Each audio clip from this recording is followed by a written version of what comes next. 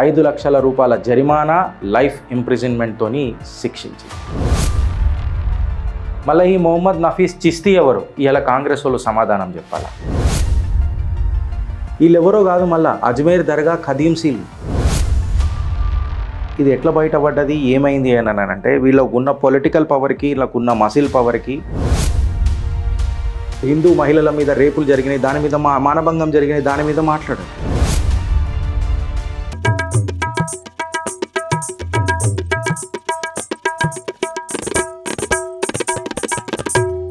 ఈరోజు ఇట్లా చిట్టాలు గిట్లా మనం తీసుకొని చూస్తే, నిన్న పాస్కో కోర్ట్ ఒక కీలకమైన జడ్జిమెంట్ ఇచ్చింది అజ్మేర్ 1992 రేప్ కేస్ విషయంలో. ఇది పొరగల్ల మజాక్ కాదు.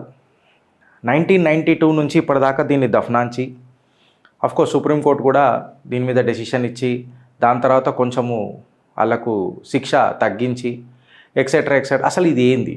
అసలు ఈ రేప్ ఏంది? ఎవరు చేసిండ్రు? ఏం కథ? ఎవరు దీనికి రెస్పాన్సిబుల్?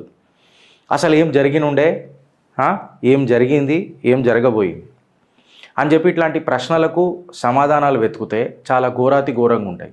అప్పుడు మనం బచ్చగాన్లో ఉండనవచ్చు 1992లో, కొంతమంది పుట్టను కూడా పుట్టలేదవచ్చు. ఈ కాంగ్రెస్ చేసిన హీన చరిత్ర ఇప్పుడు మీకు నేను పరిచయం చేస్తా. పొద్దున్నే గిరీష్ డైరెక్ట్ కొడుతున్నామని అంటే ఇక అప్పుడు ఇక ఈ కాంగ్రెస్ని అసలు మనం ఛాన్స్ ఇచ్చినామనంటే ఏం చేస్తుంది అన్నది మనం అందరం చూస్తున్నాం. ప్రామిస్ చేస్తున్నా, రసవత్తరంగా ఉంటుందని.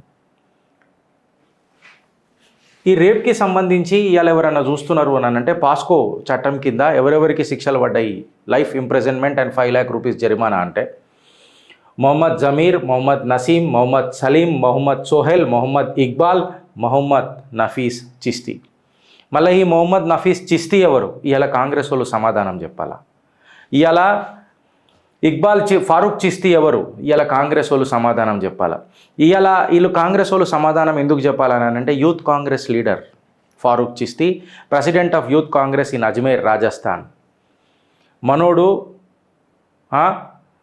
సోఫియా సెకండరీ స్కూల్ పిల్లలది ఎవరైతే విద్యార్థినులు ఉంటుండేనో వాళ్ళది అసభ్యకరంగా ఉన్న ఫోటోలు తీసి వాళ్ళని బ్లాక్మెయిల్ చేసి వాళ్ళని మానభంగం చేసిండు ఈ కిరాతకుడు. అక్కడికి ఆగిండా అంటే ఆడికి ఆగలే. వీళ్ళది ఫోటోలన్నీ బయట పెట్టి వీళ్ళని బ్లాక్మెయిల్ చేసి వీళ్ళ ఫ్రెండ్స్ని, వాళ్ళ ఎక్సెట్రా ఎక్సెట్రా, ఇక వాళ్ళ కుటుంబ సభ్యులని, ఇక ఎవరున్నారో ఇక మనకు దేవుడికి ఎరక, పరమేశ్వరుడికి ఎరక, వాళ్ళని కూడా తీసుకొని వచ్చి ఒక రేప్ చేయడం మానభంగం చేయడం జరిగింది ఈ కేసులో. వాళ్ళని భయపెట్టించి, ఇన్ఫ్యాక్ట్ చెప్పాలనంటే భయపెట్టించి. ఇక్కడ గుర్తుపెట్టుకోవాల్సిన విషయం ఏంటంటే, ఈ అజ్మేర్ ఏదైతే ఈ రేప్ కేసు ఉందో 1992, ఇక్కడ రేప్ ఎవరైతే మానభంగం చేసినరో వాళ్ళు ముస్లిం మొగోళ్ళు. తన ఆత్మాభిమానాన్ని కోల్పోయినరు ఎవరైతే ఉన్నారు అని అంటే అవి హిందూ మహిళలు.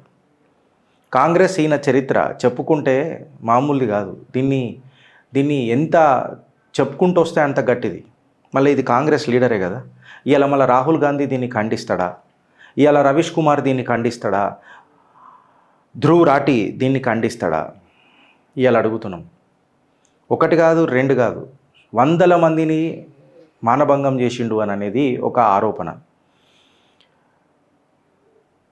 లాస్ట్కి ఇది ఎట్లా బయటపడ్డది, ఏమైంది అని అంటే వీళ్ళకు ఉన్న పొలిటికల్ పవర్కి, వీళ్ళకున్న మసిల్ పవర్కి, వీళ్ళకున్న రాజకీయ పలుకుబడికి వీళ్ళని టచ్ చేయాలని అంటే కూడా భయపడేది. పోలీసు వాళ్ళు అయితే వీళ్ళకు ఫ్రీ హ్యాండ్ ఇచ్చేసిండ్రు.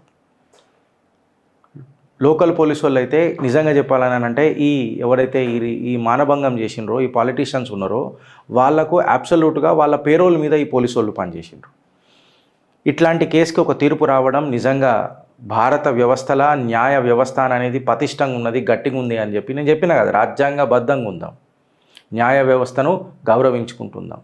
కొంచెమో గొప్పనో మిగిలి ఉన్నదని అంటే ఆ న్యాయ వ్యవస్థల దానివల్లనే కొంచెం మందికి న్యాయం జరుగుతుంది. మేబీ ధర్మం జరగలే ఈ ఆడపిల్లలకు అందరికీ, అట్లీస్ట్ న్యాయం జరిగింది. గిరీష్, నువ్వు ప్రతిసారి ఈ మధ్య న్యాయం ధర్మం అని మాట్లాడుతున్నావు అంటే ఒక పెద్ద మనిషి నాకు నేర్పించిపోయిండు ఫ్రెండ్స్. ఇవాళ కేవలం వాళ్ళకు న్యాయం జరిగింది, వాళ్ళ తల్లిదండ్రులకు ధర్మం జరిగిందా, వాళ్ళ పిల్లలు ఆత్మక్షోభ అదేమన్నా తిరిగి వచ్చిందా అని అడుగుతున్నా. ఇదంతా ఎప్పుడొచ్చింది అని అంటే దీన్ బంధు చౌదరి అని చెప్పి మన నవజ్యోతి అనే ఒక మ్యాగజైన్లో ఏమన్నా కానీ అని చెప్పి ఫోటోలు వేసుడు షురూ చేసిండు ఈ మహనీయుడు. ఈయన వల్ల ఈ కాండ్ మొత్తం బయటకు వచ్చింది. దీనివల్ల దర్యాప్తు సంస్థలు దిగినాయి.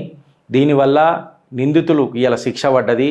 ఇవాళ ఆఫ్టర్ 32 సంవత్సరాల తర్వాత పాస్కో కోర్టు ఈ 6 మంది ముస్లింలకు 5 లక్షల రూపాయల జరిమానా, లైఫ్ ఇంప్రిజన్మెంట్తో శిక్షించింది. ఇప్పుడు చూస్తున్నారు కదా, దీని మీద ఎవ్వడు మాట్లాడాడు. ఏ ఛానల్ మాట్లాడదు, ఏ మెయిన్ హెడ్డింగ్లలో కూడా ఇది పెద్దగా ఉండదు. ఇవాళ నేను చూస్తా కదా, V6లో కూడా చూద్దాం మనం. ఇవాళ ఎందుకు ఉండదు అని అంటున్నా. న్యాయం ఒక దగ్గర న్యాయం ఉంటే ఇంకొక దగ్గర ఇక బయాస్డ్. ఇప్పుడు మీరు అంటారు కదా, కొంతమంది కాంగ్రెస్ వాళ్ళని అడుగుతున్నా, అరే నువ్వు పొద్దున్న లేస్తే రేవన్నా మీద ఎందుకు మాట్లాడవు గిరీష్ అని అంటారు. నేను ఇంతకు ముందు కూడా చెప్పినా, ఇప్పుడు కూడా చెప్పినా, గడ్డపర దించాలి ఎవడన్నా ఇట్లా చేస్తే అని అన్న. ఆడెవడైనా సరే, నేను ఇంతకు ముందు కూడా చెప్పిన ఫ్రెండ్స్, నేను వ్యక్తిగతంగా రాజ్యాంగబద్ధంగా ఉండడానికే నేను ప్రయత్నం చేస్తా. తప్పు చేస్తే నా సొంత తండ్రి అయినా తప్పే అని నేను మాట్లాడే దమ్ము నా దగ్గర ఉన్నది. ఇది మాకు నేర్పిన సిద్ధాంతం. ఇగో ఇది మా ఐడియాలజీ. ఇంకొకడు నువ్వు హిపోక్రైట్గా మాట్లాడతావు గిరీష్, నువ్వు వేరే దగ్గర టాపిక్ తీసుకో, నేను అన్నీ తీసుకుంటా. హాత్రాస్లో మీకు తెలుసా, I'm ready for the debate. Kathua మీకు తెలుసా, I'm ready for the debate.